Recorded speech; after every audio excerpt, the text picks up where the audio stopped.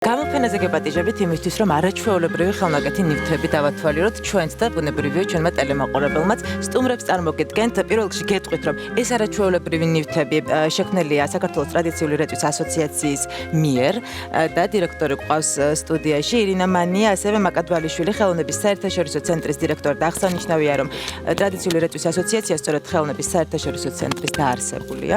ლალისა დაღაშვილი, თექის ოსტატი, ნინო ავალიშვილი, ხის ოსტატი, მარით ხინვალელი ხალხური რეწვის ოსტატი, მანანა მინდოდაური თექის ოსტატი, თია კობახიძე თექის ოსტატი. მოგესალმებით. დიდი მადლობა. მე პატარა შესწორებას გავაკეთებ, შეიძლება. ეს ნამუშევრები არ არის საქართველოს ტრადიციული რეწვის ასოციაციის შექმნილი, არამედ ეს არის ასოციაციის ოსტატების მიღებულია ნამდვილად, უბრალოდ არასწორად ჩემო ოთახში. ვაიმე, შენი ოთახი რო მიდეხო და გაარკვია. რა საქმეზე საინტერესოა. ბოდიში შეგაწყვეტეთ, იმიტომ რომ თქვენ მიკროფონი არა გააქვთ? არა, მიკროფონი ჩემი ოთახია და თქვენ რატო არ მკითხეთ? ჩართული არის. მუშაობს ერთი ორი. როგორ არ მუშაობს? აბა მანახეთ, ეგ რაღაცა თექის თოჯინა უნდა დავასრულო, კაბა უნდა გავუკეთო. თექის ანუ თოჯინა. დაწყებულია ქართული მოცეკვები. ყველაფერი ძალიან კარგია. ხო, იმიტომ რომ როდესაც პერსონაჟი სცენაზეა, უნდა გავამართოთ მისი მოქმედება. მართალია, ხარ მithubetes როცა ასეთი ნამუშევრები უნდა კარგი, დაუგაცავ, ჩავერთეთ, თქვენ გისმენთ, ეხ? კარგი. ვისაუბროთ მოდით თავარ მიზნებზე, იმიტომ რომ ბუნებრივია არ არის მიზანი რომ შეიქმნას რაღაცა თექისგან დეკორატიული ნივთი, რომელსაც გამოყენება არ ექნება, ხო? რაღაცა კონკრეტული მიზნები გაქვთ, კონკრეტული პროექტები და ასე შემდეგ. მოდით დავიწყოთ საუბარი, მთავარი მიზანი რა არის? მე დავიწყო პირველ რიგში ზოგადად ასოციაციის შესახებ მოგიყვებით, მოკლედ. ეს არის საქართველოს ტრადიციული რეწვის ასოციაცია, რომელიც ზრუნავს პირველ რიგში ქართული ხალხური რეწვის და დეკორატიულ გამოყენებითი ხელოვნების შენარჩუნებასა და განვითარებას. ეს არის ძირითადი ამოსავალი წერტილი ჩვენთვის და ორგანიზაცია არ დაარსებულა ცხადი ესე ცარიელ ადგილას. ჩვენი დამაარსებელი და დამფუძნებელი არის ხელოვნების საერთაშორისო ცენტრი და ქალბატონი მაკადვალიშვილი, რომელიც მოგვიანებით ისაუბრებს ამ თემაზე და ყველაზე მნიშვნელოვანი არის ის, რომ ჩვენ გარდა ჩვენი ორგანიზაცია არის წევრობაზე დაფუძნებული ორგანიზაცია და ჩვენ ყველა იმ ადამიანს, ვინც ტრადიციული რეწვის დარგში მოღვაწეობს, ქმნის თვითონ ამ ნამუშევრებს, ან ასწავლის, ან წარმოადგენს ორგანიზაციას, ან თუნდაც ახდენს რეალიზაციას ტრადიციული რეწვის ნიმუშების, მოვუწოდებთ, რომ გაერთიანდნენ ჩვენს ასოციაციაში და ჩვენ გვინდა, რომ მათ შევთავაზოთ ბევრი ისეთი რამ, რაც მათ დაეხმარებათ უფრო ფართო საზოგადოებისთვის იყვნენ ცნობილები და გაიცნონ საზოგადოებამ ისეთი მხრიდან, როგორც აქამდე არ იცნობდნენ. აღსანიშნავი არის ის, რომ ეს თითოეული პროდუქტი, რასაც ჩვენ უყურებთ, არის ბუნებრივი ნატურალური ეკომასალისგან დამზადებული საკითხია.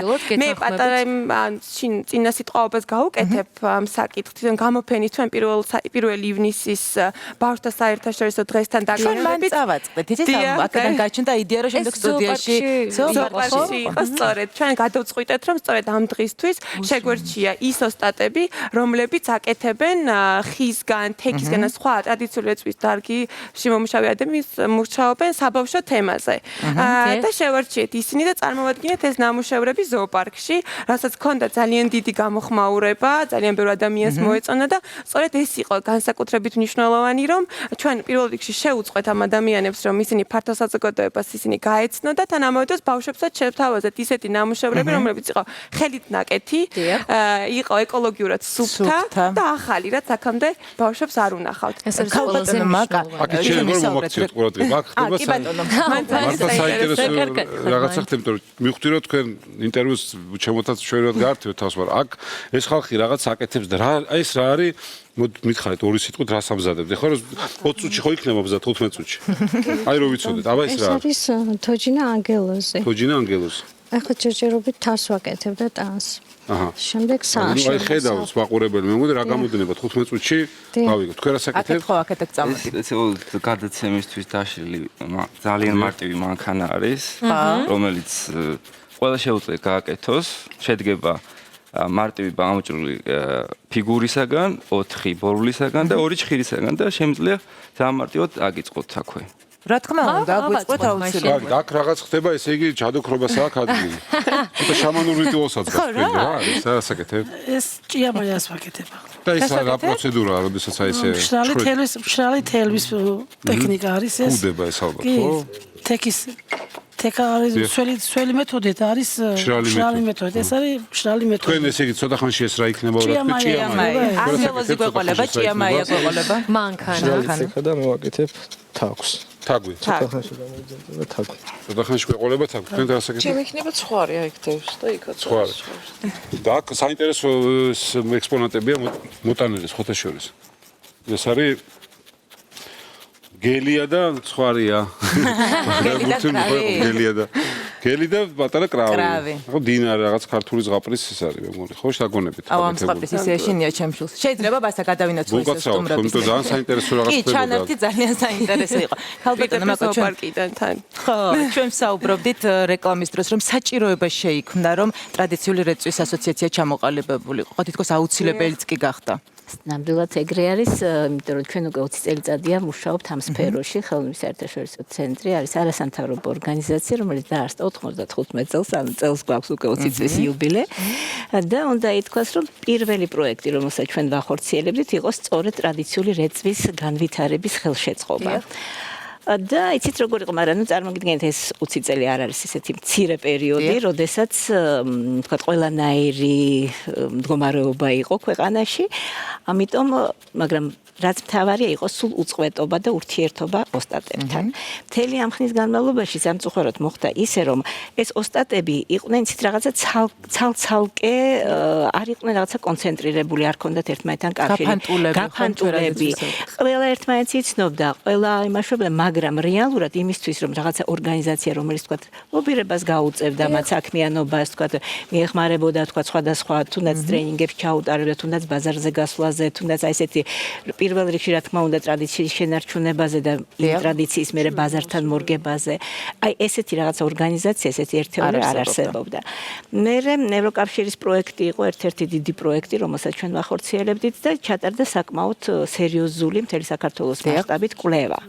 და ერთ-ერთი კითხვა, რომელიც ბევრი სხვადასხვა მიმართულების კითხვები იყო, მაგრამ ერთ-ერთი კითხვა, რომელიც იყო, რომ აქვს თუ არა ინტერესი რომ გაერთიანდნენ და არის თუ არა საჭიროება აი ამ გაერთიანების და პრაქტიკულად 100%-მა გამოავლინა რომ ესეთი ინტერესი არსებობს რომ ეს გაერთიანება აუცილებელი არის და რეალურადაც რომ ვთქვათ ნებისმიერ სხვა დარგს აქვს ესეთი ორგანიზაციები, აქვს ესეთი თქვა ლობისტები, ესე ვთქვათ, რომლებიც იზრუნებენ ზოგადად ამ ოსტატებზე.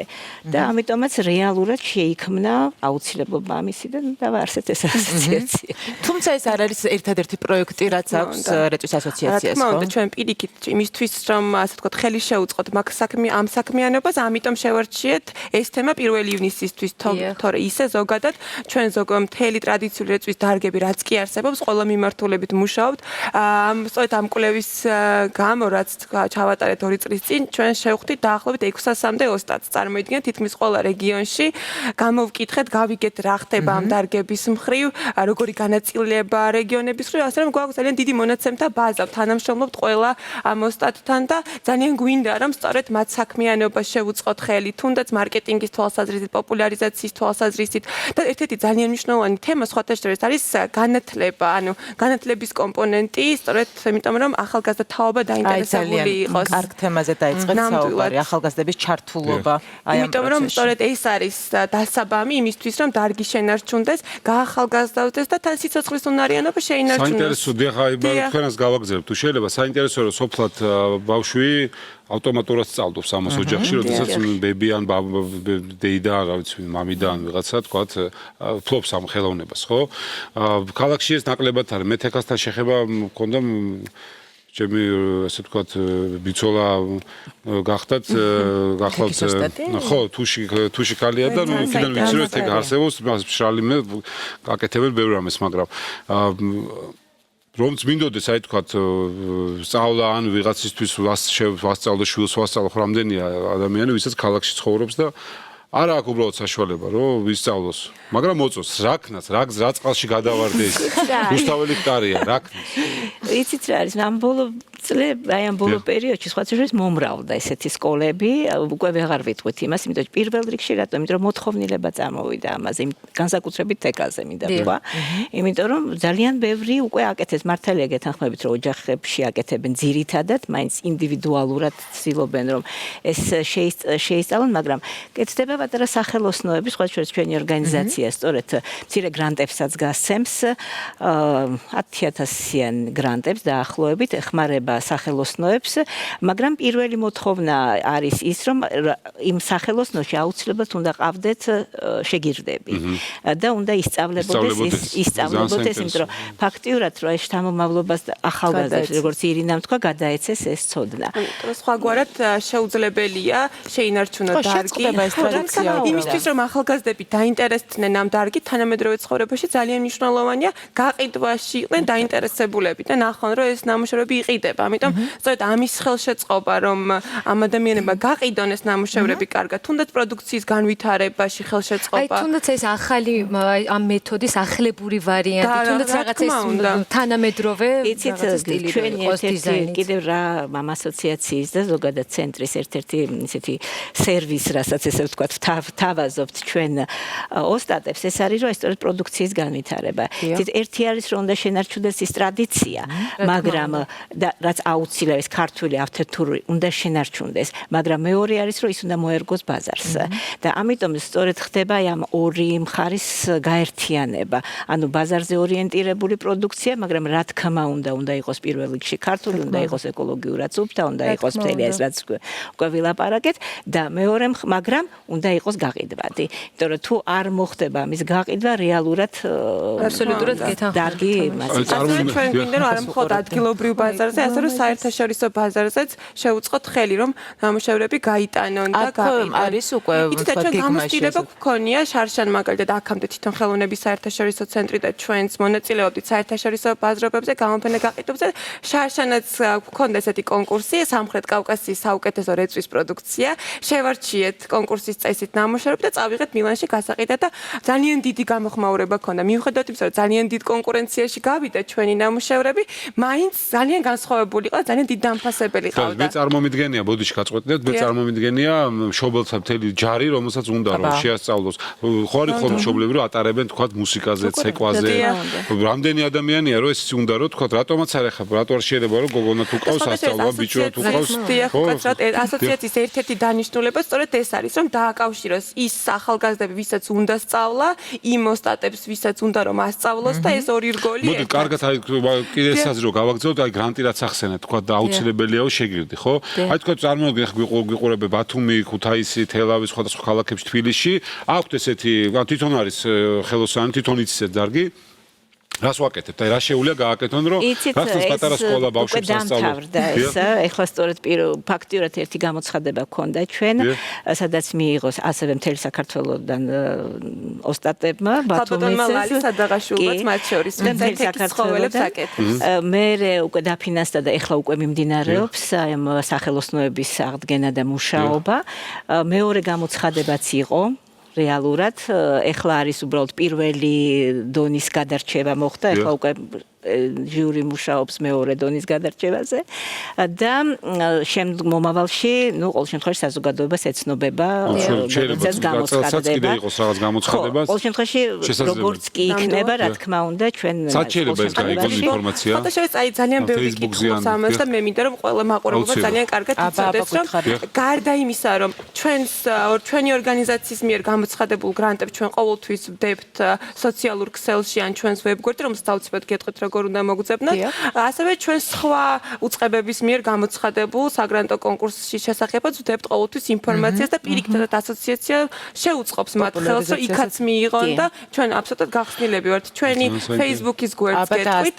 ეს არის საქართველოს ტრადიციული რეწვის ასოციაცია ქართულად და ასევე ხელოვნების საერთაშორისო ცენტრსაც აქვს თავისი გვერდი GCC Georgia. ეს უნდა ამოწურავი ინფორმაცია იქნება. ეს არის პრაქტიკულად არატრადიციული განათლებაა, ხო, როგორ ქვია ამას, დადარგია ეს ახალი ტერმინი. ტრადიციული რეწვის ასოციაცია. თვითონ მიმართულება როგორ არის? თქვა ხო, არა ტრადიციული არის, იმიტომ რომ ეს რა თქმა უნდა არ არის შეყვანილი თქვა სახელმწიფოებში, თუმცა ჩვენი სურვილი არის, ახლა რა თქმა უნდა ჯერ ცოტა ადრევია მაგას საუბარი, რომ ჩვენ გვახსოვს უყოლას რომ იყოს შრომის გაკვეთილები დღესღაც. რა დამავიწყოს, მაგრამ მაგის გამო დავდიოდი სკოლაში. რა თქმა უნდა. მე არის კიდევ პროფესიული განათლების სასწავლებლები, რომლებიც ასევე ხეზე კვეთას და სხვადასხვა თქვა მინანქრის და კერამიკული. ფაქტიურად იცით რა ეს დარგი არის პოტენციურად ის დარგი, რომელიც დასაქმებას უწყობს ხელს, იმიტომ რომ ეს არის ის პირველ რიგში ინარჩუნებს ტრადიციას, მაგრამ მეორე მხრივ ადამიანები, რომლებიც საქმდებიან ამითი და თუ მით უმეტეს მათი დასაქმება არის ისეთი, რომელიც ბაზარზე არის მორგებული, ეს არის ფაქტიურად ნაწილობრივ პრობლემის გადაწყვეტა იგივე დასაქმების თვალსაზრისით. და როგორც შობელს მომწონს ის რომ არის ეკოლოგიურად სუფთა ნატურალურ მასალიდან თითოეული სალმე მე ჩაგიხტებით მე მინდა რომ 1-2 წუთით აქეთკენ გადმოვინაცოთ იმიტომ აქ არის ჩვენ სახელოსნოში არიან ჩვენ სახელოსნოში ნუ ფაქტიურად ფინიშისაკენ მივდივართ მანქანა რომელიც დავიწყეთ რა დაიწყო ამ ადამიანმა დავამთავრეთ უკვე ძალიან მარტივი ბუნებრივი აწყობილი დასვლილი იყო ბუნებრივი მაგრამ ეს ახლა რასაც საუბრობდით ხო ეს შეუულია ახალგაზრდა შობელმა მიიყვანოს ბავშვი ხელობასაც სწავლობს ფორმებსაც სწავლობს ხატვასაც სწავლობს ხო მრავალფეროვანს აკეთებენ პატარა ბავშვებს სკოლის ხო ძალიან ის არის ხო მე მაინტერესებს აი თუნდაც აი ამ ანგელოს რომელიც ჩვენ ძალიან მოგვეწონა იქ რო არის რა დრო ჭირდება ამას მე მგონი ნელ-ნელა ოღონდ ერთი წუთი დიდი პოდიში აი მიკროფონთან ნახევარი საათი თითო ანგელოს აი შეგვიძლია ხომ ნახოთ ჩვენი ანგელოს აბა გამოახედეთ ჩვენსკენ ანგელოს ჩვენ დაგვანახეთ აქ მოცეკვავე ხალი გამოიძერწა ამას უბაში აი ეს ეს ჩვენი ჭიამაია რა შვება ამას რამდენი ხანი ჭირდება ამასაც ერთი ნახევარი საათი მოწუთი ცოტა ისეთი მოვიტანე ნუ მინიმუმ ნახევარი საათი მაინც ჭირდება აი ელენე შეიძლება ეხლა მე ჩაგეჭრა დამთავრებულია ხო აი კიდევ ხო და ეს როგორ მოხდა იცი ფენებად არის ეს ერთი ეს ბუმბული კი არ არის ან ერთი გუნდა ფენებად არის აწყობოდა ეს კაბა მაგალითად ანუ ერთმანეთზე არის აი ეს ხო გადადებული და ნემსით სპეციალური ნემსით იმაშვება რა ქვია შენ უკვე ტექნოლოგია არ ნანახი მაქვს მე როგორ კეთდება ხო მოგიყავით რა საიდანაც ვიცი და ესე აკეთებენ და აი თქვა ეხა თუ გინდა რომ უფრო დიდი კაბა ქონდეს თხლად ესე გადააფენ და შემდეგ და დაჭრიტავ ხო აი ხა მე მაინტერესებს ჭიამაიას რა დარჩა კიდე ეს კოპლები უნდა გავაკეთოთ და აქ 2 წელი წერტილი კიდე აი რო ვაჩვენოთ მაყურებელს რომ ნახონ რა ეტაპზე ამას ნახოთ ხო ჩვენს და მაყურებელმაც აი რო ვანახოთ კამერასთან ერთი წამით ავიღებ აი ეს ჯერ ესე არის მე ამას მე ესე ჩხვლიტავ თუ ჩხვლეთ აგერ ანგელოს ვანახებ რომელიც ძალიან ლამაზი არის და ძალიან მომწონს აი ესეთი ფუშფუშა ანგელოზი ამის დამზადებას მხოლოდ 15-20 წუთი მაქსიმუმ დაჭირდება. თუ ვჩქარობ 15 წუთიც მოვასწრებთ როგორც. მე 10 წუთიც შეიძლება. მე იცით რა მაინტერესებს, ანუ ამას თავარი მხატვარი არის, ვინც ამას ქნის თუ ეს ოსტატების სურვილისამებრ არის. ოსტატების გადაწყვეტილება თავიდან ბოლომდე. თუმცა სხვათაშორის ასოციაცია ამასაც გეგმავს, რომ გარკვეული ტრეინინგები ჩაატაროს, თქვა პროდუქციის განვითარებასთან დაკავშირებით, უფრო იმის მიხედვით, რაზეა მოთხოვნა დაუშვათ ბაზარზე და ამით რო გავამრავალფეროვნოთ ნამუშევრები. თუნდაც ის რომ ფუნქციურად ის ტრადიციული რაც გქონდა, რაც შეიძლება დღეს ფუნქციურად არ გამოიყენებოდეს ყოველდღიურ ცხოვრებაში, ეს შემოვიტანოთ იმისთვის, რომ რაღაცა სიცოცხლის უნარიანობა შევმართოთ. არის მე სიმბოლური საჩუქრებიც ვნახე, ხო აი რა. შეგვიძლია ადამიანს საჩუქრო ბუ.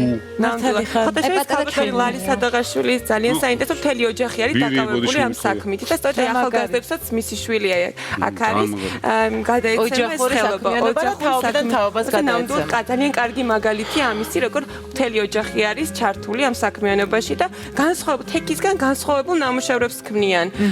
და ეს ძალიან ისეთია, გამორჩეულია ნამდვილად, ისევე როგორც დანარჩენი ჩვენი მონაწილეების. მე მგონი ყველაფერი დღესავით ნათელია. მე მგონი უკვე ვიცით, როდესაც მივდივართ მაგალითად დაბადების დღეზე ან თუნდაც სტუმრად რა წავიღოთ საჩუქრად. ჩვენი საჩუქრები რატომაც აი ნახეთ.